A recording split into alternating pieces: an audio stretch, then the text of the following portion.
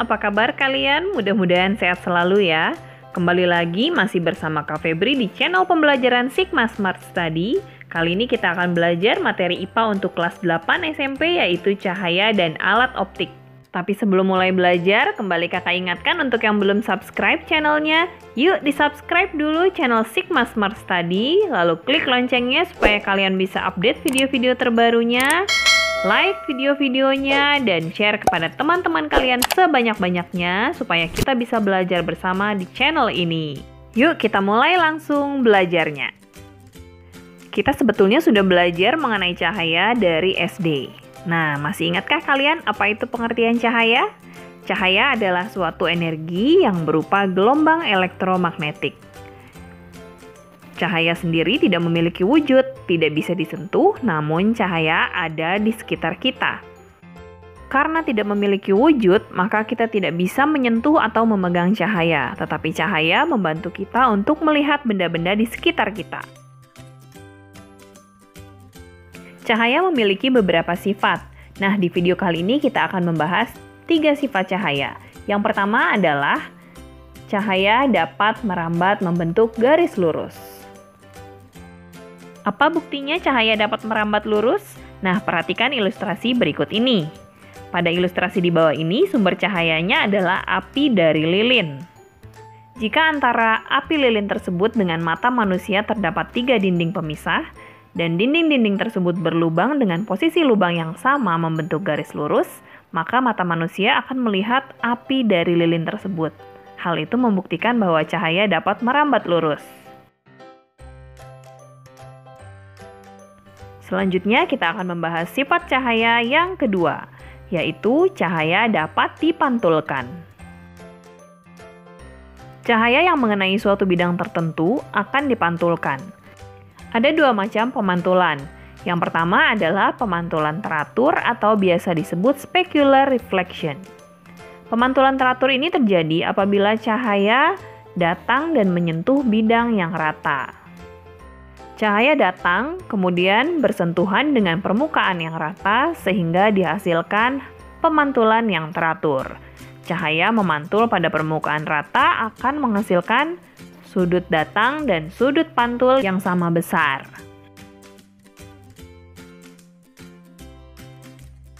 Contoh pemantulan cahaya teratur adalah bayangan yang terbentuk pada saat kita bercermin. Ketika kita bercermin, terjadi pemantulan cahaya yang sempurna.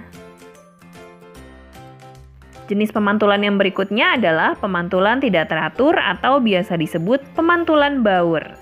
Pemantulan baur atau diffuse reflection terjadi apabila cahaya datang dan menyentuh permukaan yang tidak rata, sehingga pemantulan yang dihasilkan tidak teratur.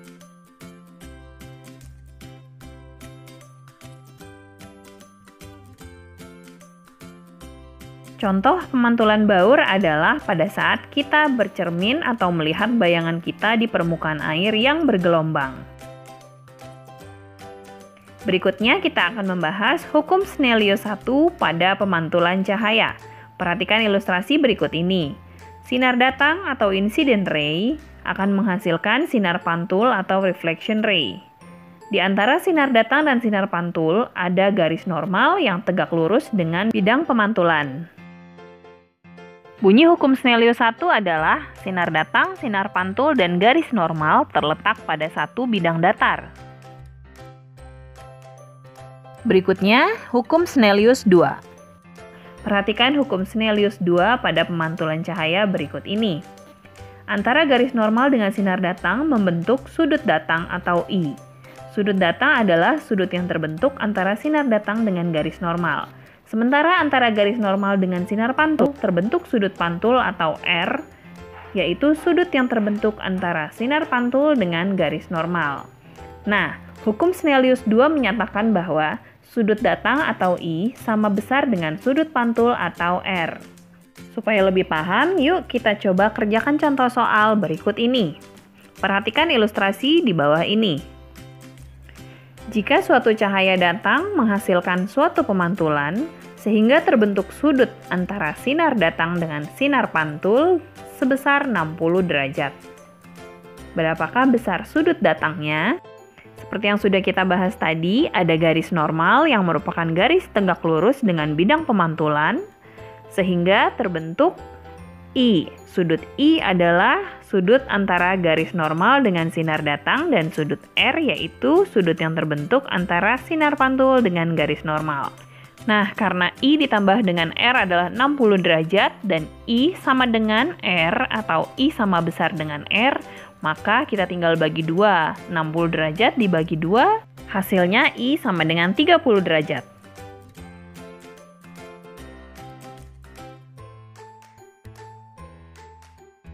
Nah, berikutnya kita masuk ke sifat cahaya yang ketiga, yaitu cahaya dapat dibiaskan.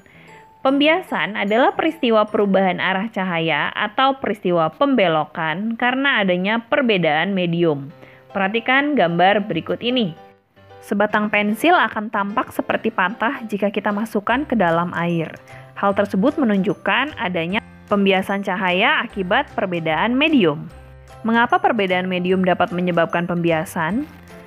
Cahaya dibiaskan atau dibelokkan karena cahaya melewati dua medium yang berbeda kerapatan optiknya.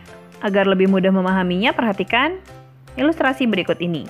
Jika medium satu adalah udara yang memiliki molekul renggang atau kerapatan optiknya rendah, kemudian cahaya akan merambat masuk ke medium kedua yang merupakan air dengan molekul rapat atau kerapatan optiknya tinggi, maka cahaya akan seperti tampak dibelokkan.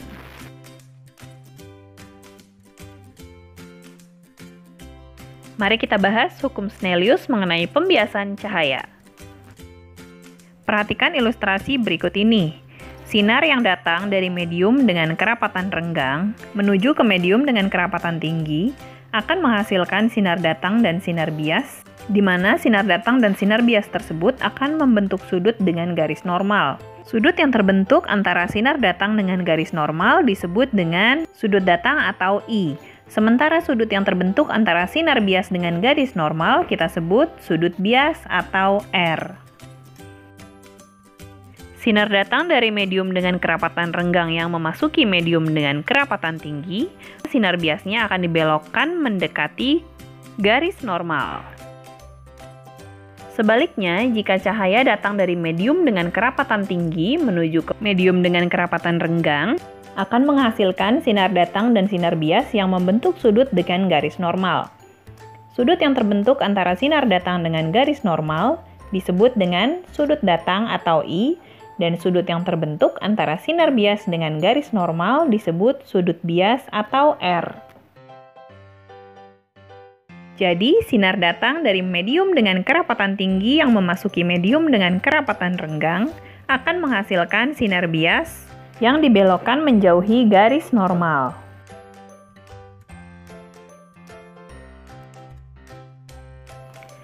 Selanjutnya kita akan mempelajari mengenai indeks bias atau N. Apa itu indeks bias?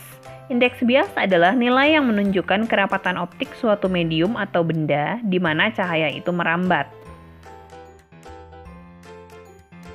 Indeks bias dapat dihitung dengan rumus sebagai berikut.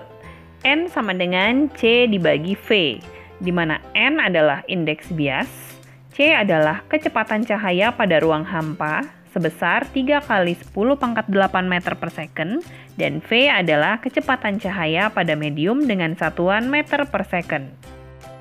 Yuk kita coba kerjakan contoh soal berikut ini. Suatu robot menembakkan cahaya dari matanya ke kaca tebal. Jika cepat rambat cahaya di dalam kaca adalah 2 kali 10 pangkat 8 meter, berapakah indeks bias kaca? Nah, yang diketahui berarti V 2 kali 10 pangkat 8 meter per second, dan C adalah 3 kali 10 pangkat 8 meter per second. Yang ditanyakan adalah N. Tinggal kita bagi ya, C dibagi V, 10 pangkat 8 bisa kita coret, jadi tinggal 3/2, hasilnya adalah 1,5. Berikutnya kita akan mempelajari mengenai hubungan indeks bias dengan kecepatan cahaya pada medium. Jika cahaya melewati medium yang memiliki kerapatan optik atau indeks bias yang besar, maka kecepatan cahaya saat melewatinya akan menurun. Jadi berarti hubungannya berbanding terbalik ya. Perhatikan ilustrasi berikut ini. Jika medium 1 adalah udara yang memiliki kerapatan rendah, kemudian sinar datang melewati medium 1 dan memasuki medium 2 yang memiliki kerapatan lebih tinggi, maka kecepatan cahayanya justru akan menurun karena kerapatan atau indeks bias yang semakin tinggi. Hubungan indeks bias dan kecepatan cahaya pada medium dapat dirumuskan sebagai berikut. N1 dikali V1 sama dengan N2 dikali V2, di mana N1 adalah indeks bias medium asal cahaya, V1 adalah kecepatan cahaya di medium pertama atau medium asal cahaya, N2 adalah indeks bias medium yang dituju, dan V2 adalah kecepatan cahaya di medium yang kedua atau medium yang dituju. Nah, supaya makin paham, yuk kita coba kerjakan contoh soal berikut ini. Cahaya merambat dari air ke kaca dengan kecepatan di air 2,25 kali 10 pangkat 8 meter per second. Jika indeks bias air adalah 1,33 dan indeks bias kaca 1,54, hitunglah kecepatan cahaya di kaca. Kita tulis dulu yang diketahui adalah indeks bias di air 1,33 itu N1, kemudian V1-nya adalah kecepatan di air 2,25 kali 10 pangkat 8 meter per second, dan indeks bias kaca 1,54. Yang ditanyakan adalah kecepatan cahaya di kaca atau V2-nya. Kita gunakan rumus yang tadi ya, N1 kali V1 sama dengan N2 dikali V2. Maka V2 berarti N1 dikali V1 dibagi N2. Kita masukkan angka-angkanya, lalu dihitung hasilnya adalah 1,94 kali 10 pangkat 8 meter per second. Oke adik-adik, itu tadi materinya sudah selesai kita bahas, mudah-mudahan bisa dipahami ya. Jika kalian belum paham, kalian bisa ulang-ulang lagi videonya sambil kalian mencatat ulang supaya kalian lebih mudah untuk mempelajarinya kembali. Terima kasih untuk yang sudah menyimak, semoga videonya bermanfaat. Tetap semangat terus belajarnya dan belajar bersama Sigma Smart Study, karena belajar bisa dari mana aja.